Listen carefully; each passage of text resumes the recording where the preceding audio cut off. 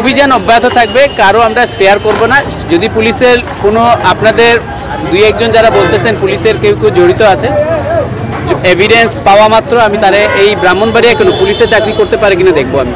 আমাদের sir DIG sir IGP sir এই একটা জিনিস আমাদেরকে মেসেজ দিয়েছেন যে অনেস্টি, ইন্টিগ্রিটি, প্রফেশনালিজম, এই তিনটার সাথে আমরা কম্প্রোমাইজ করব না।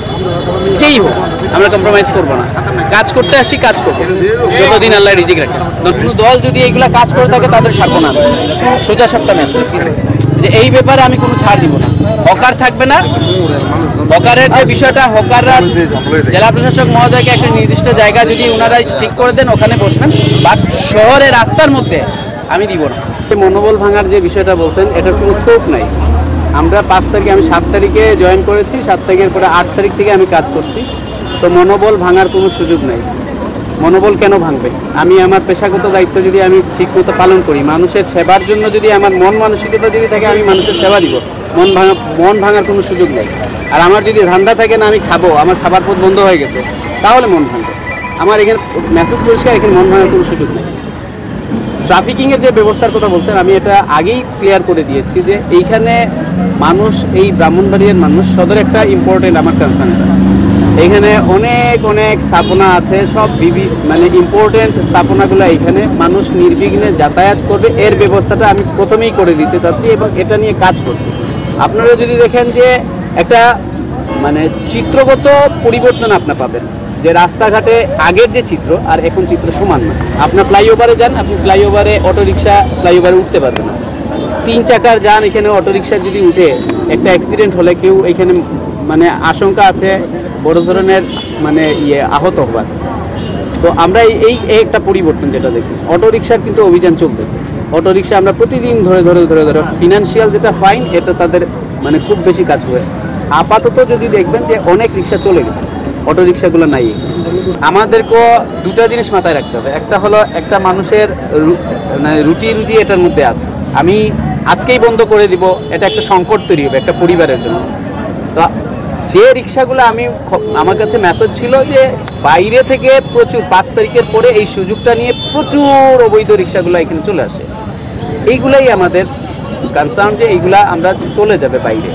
এইখানে নির্বিঘ্নে 3000-এর যে লাইসেন্স আছে অটো রিক্সার, সেই 3000 চলবে। সিএনজির যে 1000+ আছে, যে যতগুলো আছে এইগুলা চলবে, এর বাইরে চলবে না।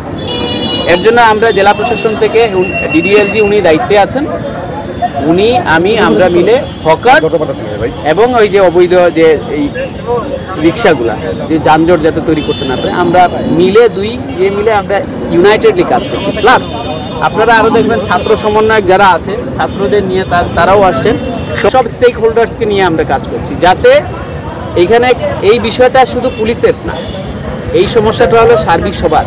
তো সবাইকে নিয়ে আমরা কাজ করছি, ইনশাল্লাহ পরিবর্তন হবে একটা ভালো।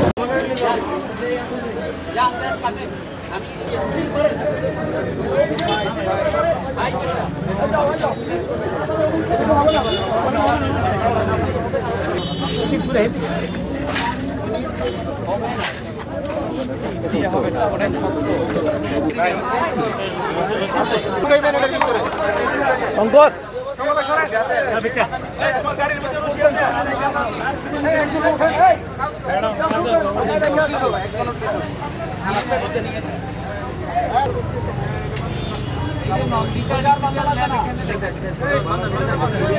সজলতা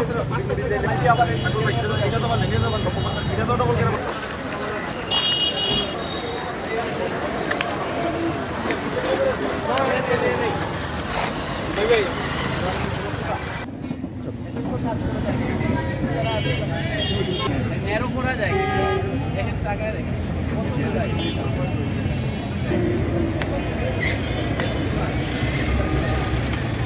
এটা কাজ, এটা কাজ এটা লোক দিয়ে নিয়ে যাবেন। যেগুলো বলতেছি আপনার লোক রাখেন, লোক রাখে দ্রুত নিয়ে যাবেন। এখানে কোনো এই যে চেইন আছে, চেইন কাটার ব্যবস্থা করেন। এই চেইন কাটার এই যে ব্যবসায়ী সমিতি থেকে থাকে, তাহলে তাদেরকে মেসেজ দেয় ভাই মোবাইল দিয়ে সামনে নেন না ভাই।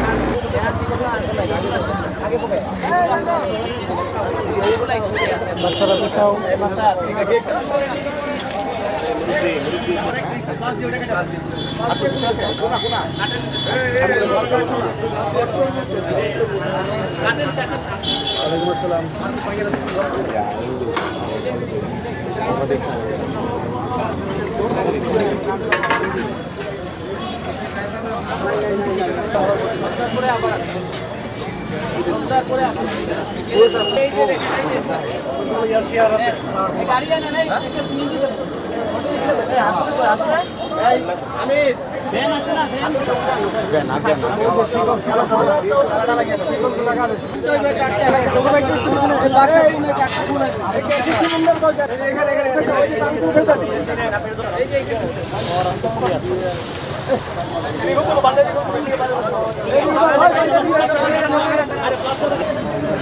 পৌরসভার ভিতরে